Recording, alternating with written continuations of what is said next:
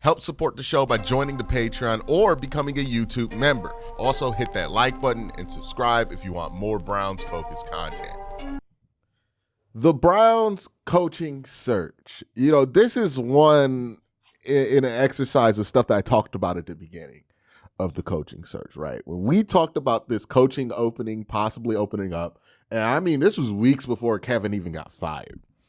I remember constantly bringing up, hey, make sure that you don't get too attached to big names, because ultimately, I don't think that's what's going to define this coaching search, or what's necessary for the Browns coaching search is to go after a big name, right? When I say big name, I'm talking about established former head coaches who have won championships or something like that, right? The John Harbaughs of the world.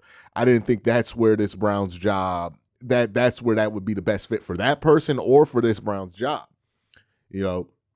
I've made a point during this whole coaching search to kind of stay away from falling in love with names and really just focusing on the process, trying to be as pragmatic as possible about it, and just focusing on what the Browns have demonstrated that they need, right? And when you're talking about an offense that struggled as much as the Cleveland Browns, right? When we're talking about a team that let go of a two-time coach of the year, you got to evaluate why it is that a team in the spot that the Browns are in, which is not amazing, right? They don't have a quarterback. They're not going to be the hottest job on the market or anything. Why a team like Cleveland would make a move so drastic to fire their former two-time coach of the year. And the reason they did, I mean, these stats amongst other stats, because they had the 31st ranked offense in points scored, despite leading the league in the number of drives, right? So the Browns had 195 drives. It's more than any other team offensively in the NFL. Still number 31 in total points scored. That's unacceptable. The Browns were also dead last in net yards with only 22.8 per drive. Plays per drive, the Browns averaged 5.4 plays per drive. They're essentially this close to averaging a 3 and out. I don't think that's ever happened in NFL history, but that's what the Browns were very close to doing. Score percentage, the Browns were at 25.6% score percentage. That was bottom of the NFL. Average time of possession, 2.33. Again, just dangerously close to averaging a 3 and out per drive. Points per drive, 1.13. They were not just bad on offense. They were worse than they had any excuse to be. And it's going to be interesting to see how Kevin Stefanski's offense translate to the Atlanta Falcons, who have better personnel, but still some similar questions to the Cleveland Browns. Like, yeah, they got Bijan, they got better wide receivers, a better offensive line, but still not a perfect offensive line, in a questionable quarterback situation over there. So it'd be interesting to see how Kevin performs there. Maybe the fact that the AFC South is not as familiar with what Kevin likes to do will benefit him early in year one. I expect a lot of early victory laps on both sides. Kevin's going to have a shitty offensive performance. People who wanted Kevin fired are going to get their victory lap in, and then Kevin's going to score like 40 points in a game, or the offense is going to score 40 points in a game. And all the people who didn't want to fire Kevin are going to do the victory lap. It's just going to be another one of those things. But when it comes to this coaching search to replace him, that's what I've been focused on. The offense has been terrible for 2 years. We think that Kevin should have had this offense at a better place, not a great place, but certainly not where they've been the last 2 years. So you are hiring somebody to address that issue. That is the main reason you are hiring a new coach right now. And because that was the case, I was very open to the idea of hiring somebody that I had never heard of, simply because I understand that maybe this is just through my own experience as a Browns fan, but just because a candidate is really hyped up in a draft in a coaching search cycle does not mean that candidate's great. If there is any single thing I know about coaching searches through living through a bunch of them is that we give guys a lot of credit for stuff that we don't know if they actually get credit for, right? Hugh Jackson, again, high profile, was seen as a great coach and a great quarterback whisperer. Came to Cleveland, was terrible, right? I try to not get too attached because it's just not enough to be attached to really know anything about it. That being said, when we're talking about the Browns coaching search, it seems like it's winding down. It reminds me of, a great poetic exchange back in the day, between, I think, a poet named Jermaine Cole. He said, "We the big three, like we started the league." And if that's the case, we're talking about three guys who have really centered around the Browns head coaching conversation: Jim Schwartz, Grant Udisky, and Nathan Shieldhouse. That seems like the three guys that they are very much considering for this head coaching job. Now, who will, be the big me of the big three? We'll find that out. I think probably within the next week. But that's where the coaching search has kind of been all week. So when you hear things or you hear people present news to try to make you as a Browns fan panic, you got to start recognizing it, right? So earlier this week, there was the report that Mike McDaniel withdrew his candidacy from the Cleveland Browns job. And everybody was like, "Oh, I knew it. We're such a terrible job. Oh, my God. He hates us. He hates us." We did all this freaking out. We sounded like, y'all ever watch Drake and Josh? The internet constantly sounds like Josh Peck freaking out on Drake and Josh. Like, oh, just freaking out.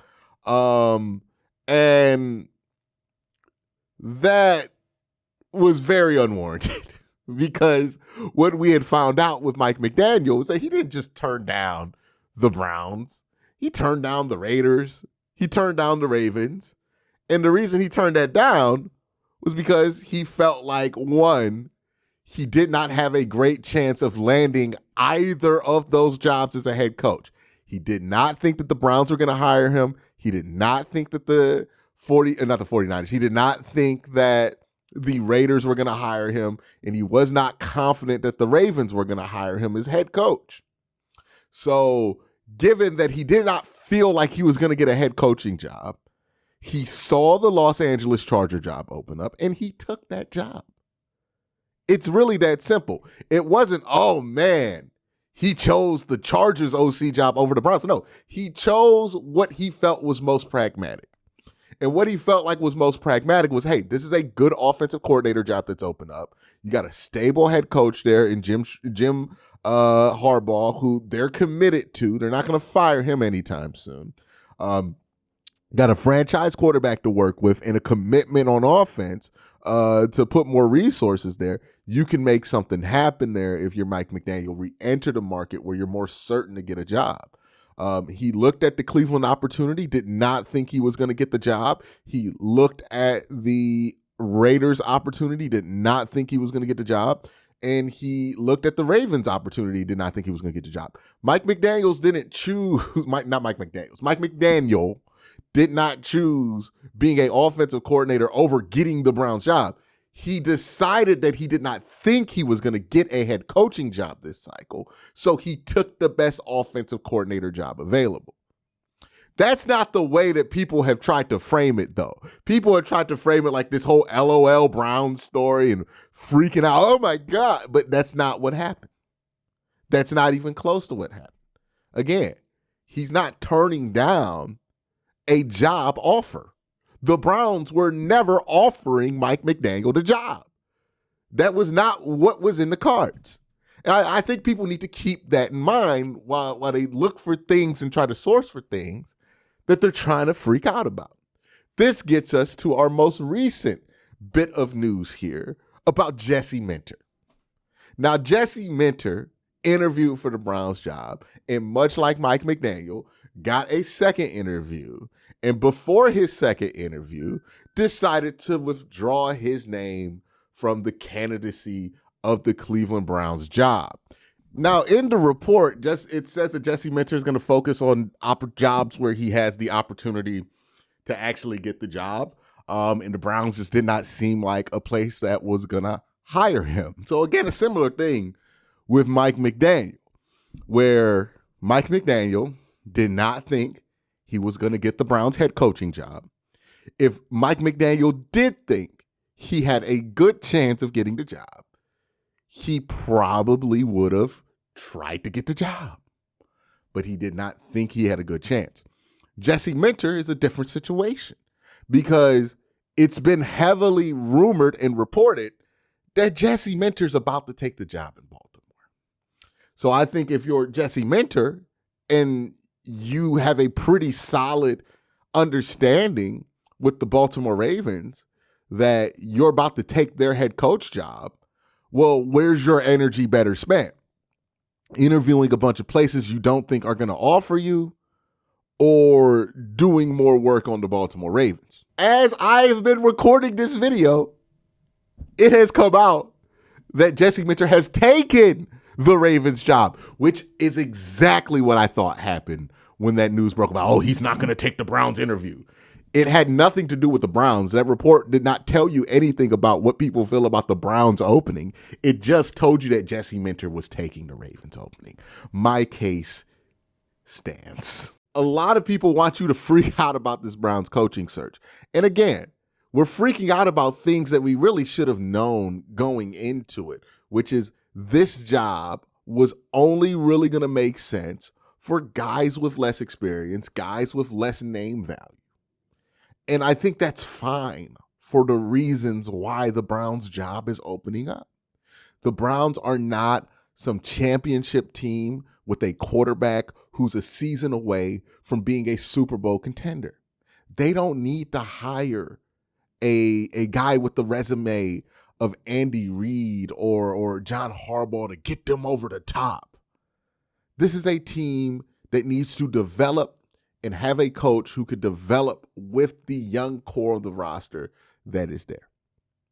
This is a team that's looking for somebody who's younger.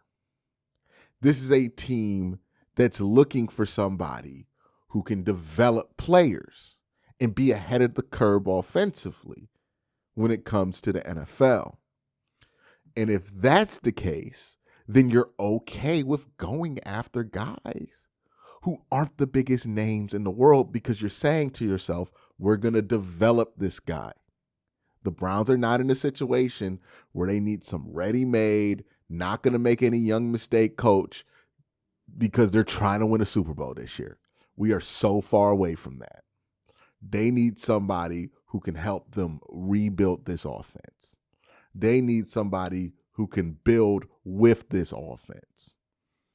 They need somebody who's an up-and-comer. So the fact that some of these names that are coaches that make more sense, maybe as an offensive coordinator like Mike McDaniel, or Jesse Minter, who doesn't really make sense for the Cleveland job, but does make sense for the Baltimore job. And again, the Baltimore job's a job where you're expected to win right away and you're trying to win a Super Bowl. That makes more sense for a guy like Jesse Minter. The Browns job doesn't make much sense for him, and it doesn't make much sense for the Browns to go after Jesse Minter, which is why you haven't heard that much smoke about the Browns hiring Jesse Minter or wanting to hire Jesse Minter. We'll talk about more after the break, but first I got to thank my sponsor, Sleeper. Real quick, just want to let you guys know Sleeper has a new offer here. They're offering a free $20 entry, no deposit required, and also if you're a first-time user, you also will receive a 100% match on up to $100 when you use the promo code WORSTTAKE. Again, $20 free, no deposit required, plus first-time users also receive 100% deposit match up to $100. Join Sleeper. Yeah, like you just got to pay attention to a lot of these accounts, especially if you're trying to get your news from Twitter. You know, some of these accounts that act as news outlets are just not news outlets, right? Like I saw this one tweet about the Browns and Chris Shula, and the source for the freaking report, and no disrespect to this guy, but the source of the report was Anthony Lima. And again, I don't have any beef with Anthony Lima. I've never really interacted with him. I have interacted and had Ken Carmen on the show before. And every interaction I've had with Ken has been great. But, I don't know Anthony Lima, but I know that Anthony Lima, it's like sourcing a radio show host.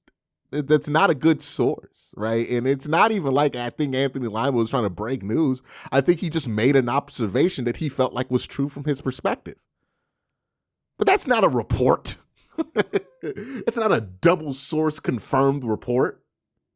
What's a report is what we're seeing from Ian Rappaport, writers of Record This Video, which is the Ravens are zeroing in on defensive coordinator Jesse Minter, per insiders. Which means they're about to hire Jesse Minter, which is why Jesse Minter canceled his interview. It's so easy to work with a broad assumption when covering the Browns. And I think it's easy to fall into being lazy about the Browns intellectually because they've been so bad. Because it's just a safe bet to make everything that breaks about the Browns be about their incompetence. But I don't think you get to the truth that way.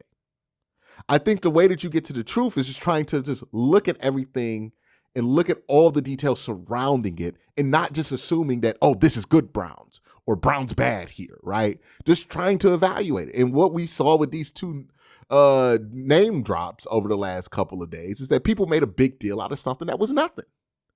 Mike McDaniel decided to take an offensive coordinator job because he wasn't getting head coach offers. That makes sense. Jesse Minter withdrew from this interview because he's about to take the job in Baltimore. Well, that makes sense. None of this is like the Browns should panic. Now, if Nathan Shieldhouse decides he does not want to interview with the Browns a second time, if Grant Udesky decides that he would not want to take a job and he withdraws from candidate, yeah, now the Browns got a serious problem because those are the guys they've been rumored to be seriously interested in. Like if somebody who had a real chance to take the job decides they don't want to interview a second time, that's how you know that the job is not just a bad opening, it's a toxic opening. Right now, that has not happened. Right now, everybody that the Browns have wanted to consider for this job is still in the running to be considered for this job. We will see. Again, I'm not putting the Browns above being a toxic opening. Like Jimmy Haslam could be in there bullshitting, and that could make this whole thing toxic. And if you hear that Grant just withdraws after his second interview or doesn't even take his second interview, okay, cool. There's something terrible going on there. I'm not going to sit here and just defend the Browns to defend them. But if people are just accusing them of things that I don't think are true, I got to say what I think is true. So that's what I think is going on there. I think people are making a big deal out the whole Jesse Minter thing out of nothing. The Browns coaching search has narrowed down to 3 names. Jim Schwartz, who I think is the fallback. I think if they can't get a good feeling for Shieldhouse, if they don't feel great about Grant, they will just go ahead and hire Jim and probably fire Jim after a year or two to go and try to re-up in the cycle, right? Like that's what it feels like going to Jim is. It's like, okay, we'll David Culley this thing. We'll hire somebody to get rid of him later so we can just get out this cycle. That's what the Jim Schwartz hire would feel like to me. Hopefully I'm wrong there, and hopefully Jim Schwartz does a better job than I'm anticipating, but that's what it would feel like, if I'm being honest. Then there is, hiring Nathan or Grant, and, if you look at the criteria the Browns have been looking at, if you look at what they've been trying to do with this head coach hired and the names they zeroed in on, it makes sense that those are the 2 names that they're going to zero in on. They've been talking about it all head coach cycle that the Browns are willing to be early on a hot head coach candidate. And they think these 2 guys are going to be hot head coaching candidates in a year or 2. So that's been their whole philosophy. If they hire one of these guys, and this is what they wanted to do all along. We'll see if it works out, but it's what they wanted to do. You know, the Browns aren't being forced to do anything that they haven't wanted to do this whole time. Everybody who's withdrawn has not been seriously considered or not been rumored to be seriously considered for the job. So I see no reason to panic right now. Again, if one of the guys they are trying to consider for this job decides that they don't want it, or they're not okay with taking it, or the Browns offer it and they decline, oh shit, you're in trouble. Like that means the opening has now become toxic. Good luck trying to fill it. But right now, their process might be long. This might feel a little drawn out, but honestly, if you're going to hire guys as inexperienced as Nathan Shieldhouse or Grant Udinski, I would prefer that you take your time. I would prefer that you don't rush through this whole thing and just hire somebody because the vibes are cool. You know, I would prefer that they take their time. And really consider if they want to put the keys in somebody's hands who has 3 years of NFL experience in Shieldhouse or 6 years of NFL experience, but is 30 years old. That's Grant Udinski. I'm not opposed to either of the two, to be honest with you. Again, I'm not really invested in any of the names. Both these guys could be great coaches down the line. Both these guys could be fucking terrible. I don't know. Okay? None of these guys have a track record that's long enough or concrete enough for me to feel confident about anything either way.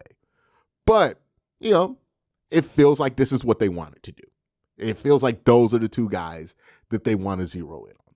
We'll see what happens at the end of the week, by the beginning of the week. But that's just kind of my view for where I sit of how people have been reacting to the Browns coaching surge. Y'all have a great day. Have a better night. Peace.